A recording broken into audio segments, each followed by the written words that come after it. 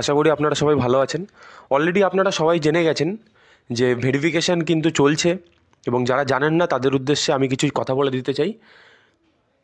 Offline যারা যারা form fill up করেছেন, সরকার থেকে কিন্তু টাইম লিমিট বেঁধে দিয়েছে 10 জুলাই। মানে 10 জুলাইয়ের মধ্যে যত লোক অফলাইন ফর্ম ফিল আপ করেছে এবং তাদের ফাইলগুলো অফিসের মধ্যেই ফেলিয়ে রেখে দেওয়া, সেই সব ফাইলগুলোকে 10 জুলাইয়ের মধ্যে ডেটা এন্ট্রি করতেই হবে সরকারি লোকদের। দ্বিতীয়ত কি হয়েছে, অনেকজনের ফর্ম কিন্তু রিজেক্ট হয়ে গেছিলো। চারিদিকে এত আন্দোলন, এত কিছু, তা সরকারের চোখ তো আর এসব জিনিস এড়াতে পারে না। তা তাই জন্যে যত রিজেক্ট ফর্ম ছিল সেগুলো কিন্তু আন্ডার ইনকোয়ারিতে চলে গেছে।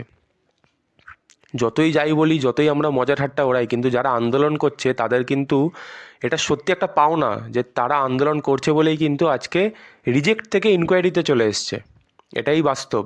কিন্তু আমি আরেকবার রিকোয়েস্ট করব, আমি আগের ভিডিওতেও বলেছি, যারা এখনও আন্দোলন করছেন, সরকার থেকে স্টেপ নিচ্ছে, আপনারা আর আন্দোলন আপনাদের করতে হবে না। রোদের মধ্যে দাঁড়িয়ে আপনারা বাড়ি চলে যান, আপনাদের আন্দোলন আর যুক্ত হতে হবে না। সরকার থেকে এবার যাচাই চলছে, এবং আপনাদের যাদের রিজেক্ট হয়ে গেছে তাদের কাজ যেন খুব তাড়াতাড়ি হয় সেটা কিন্তু সরকার চেষ্টা করছে। আমি নিজের সেলফ ইন্ট্রোডাকশানে একটা ছোট্ট কথাই বলবো। আমি এই চ্যানেলের মধ্যে বিভিন্ন রকম highlighted topic, government job, private job related video provide করি। তো কারো যদি মনে হয় এটা কাজে লাগছে তাহলে অবশ্যই কিন্তু সাবস্ক্রাইব করে নেবে। তা বেশি আমি ফালতু 5 মিনিট ধরে না গেজিয়ে ডাইরেক্ট একদম কাজের কথায় আসি। আপনারা অলরেডি জানেন যে ভেরিফিকেশান চলছে। তা ভেরিফিকেশানে মেনলি কী হচ্ছে, ভেরিফিকেশানে মেনলি দেখা যাচ্ছে যে আপনাদের বাড়িতে ফোন আসছে। হ্যাঁ, অনেকজনের বাড়িতে ফোন আসছে। আমি অলরেডি প্রুফ সহ আমি একটা ভিডিও প্রোভাইড করে রেখেছি, পারলে দেখে নিতে পারেন। অনেকজনের বাড়িতে ফোন আসছে। কারো কারো বাড়িতে ডাইরেক্ট সরকারি লোক চলে আসছে। সরকারি লোক বলতে গেলে বিএলও, আইসিডিএস কর্মী, আশা কর্মী, অথবা পঞ্চায়েত বা মিউনিসিপ্যালিটির কোনো সরকারি লোক। এরাই কিন্তু মেনলি ভেরিফিকেশানটা করছে, এবং কোন এরিয়ায় কারা করছে সেটা কিন্তু একমাত্র সেখানকার অফিসের লোকরাই বলতে পারবে। আমি মিথ্যে কথা বলে ভিউয়ার্স পেতে চাই না, এটাই বাস্তব। এক একটা এরিয়ায় এক একজন, কোনো জায়গায় বিএলও করছে, কোনো জায়গায় আশাকর্মী করছে, কোনো জায়গায় আইসিডিএস কর্মীরা আছে, কোথাও আবার সরকারি লোকরা ডাইরেক্ট গিয়ে ভেরিফিকেশান করছে, এবং কোথাও কোথাও তো ফোনও করছে। এটাই বাস্তব। এরকম অনেক জায়গায় দেখা যাচ্ছে যেখানে কিন্তু বলা হচ্ছে অফিসের বাড়ি নোটিশটা নিয়ে দিচ্ছে, নাহলে আপনাকে ফোন করে বলছে যে আপনি অফিস চলে আসুন, নাহলে অফিসের বাড়ি নোটিশটা নিয়ে দিচ্ছে যে আপনাকে কিছু ডকুমেন্টস নিয়ে, আপনাকে কিছু নথিপত্র নিয়ে, আপনি যা যা ফিল করেছেন সেসব নথিপত্র নিয়ে অফিসে এসে জমা দিয়ে যান। এই তিনটে জিনিসই হচ্ছে।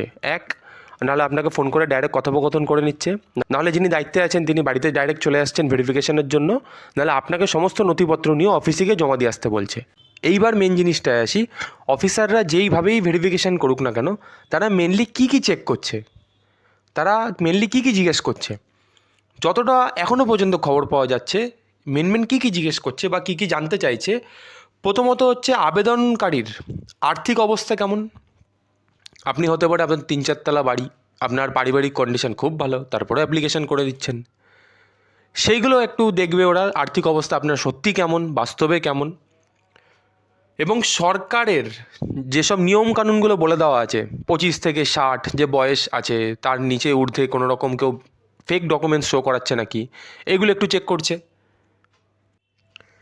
পরিবারের মধ্যে কেউ ইনকাম ট্যাক্স দিচ্ছে নাকি, এইখানে না একটুখানি কিছু প্রবলেম হয়েছে এইখানটা। কারণ প্রথমে বলা হয়েছিল যে আবেদন করছে সে যদি ইনকাম ট্যাক্স দেয় বা সে যদি জিএসটি কিছু দেয় তাহলে হবে না। এখন কিন্তু ক্লিয়ার বলে দিয়েছে, আপনার যে পরিবারের যে লিস্টে আপনি দিয়েছেন যে আমার পরিবারে এই লোকগুলো আছে, ওই পরিবারের লিস্টে কেউ যদি ইনকাম ট্যাক্স দেয়, কেউ যদি জিএসটি ফাইল করে, তাহলেও কিন্তু যে অ্যাপ্লিকেশন করছে সে কিন্তু পাবে না।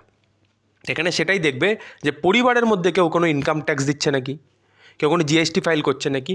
আর একটা জিনিস হয়েছে, 3টের বেশি পাকা ঘর, 3টের বেশি বাড়ি না কিন্তু পাকা ঘর, মানে ছাদ দেওয়া পাকা ঘর, পাঁচিল দেওয়া গাঁথনি উপরে টিন ওগুলো চলে যাবে, কিন্তু ছাদ দেওয়া পাকা ঘর 3টের বেশি রুম আছে নাকি, এইটাও একটুখানি কিন্তু প্রবলেম ক্রিয়েট হচ্ছে। কারণ নর্মালি কিন্তু 2-3টে রুম সবার বাড়িতে কম বেশি থাকে। আপনি যদি কিছু আপডেট করাতে চান তাহলে কিন্তু তারা সেইভাবে কিন্তু জিনিসটা আপডেটও করিয়ে দিচ্ছে। এখন আপাতত এইটুকুনি আপডেট দিয়ে দিলাম। এখন দেখা যাক আপনাদের কবে ভেরিফিকেশন হয়। আপনারা সবাই খোঁজ রাখবেন যেন ভেরিফিকেশনটা মিস না হয়ে যায়। আর এডিট উইন্ডো আসতে চলেছে, এর যতটা শোনা যাচ্ছে। কবে আসবে 13 তারিখ 15 তারিখের পরেই শোনা যাচ্ছে আসবে। এখন দেখা যাক কবে আসে। আর আজকের জন্য এইটুকুনি আপডেট ছিল, দেখা হবে নেক্সট কোনো আপডেট নিয়ে।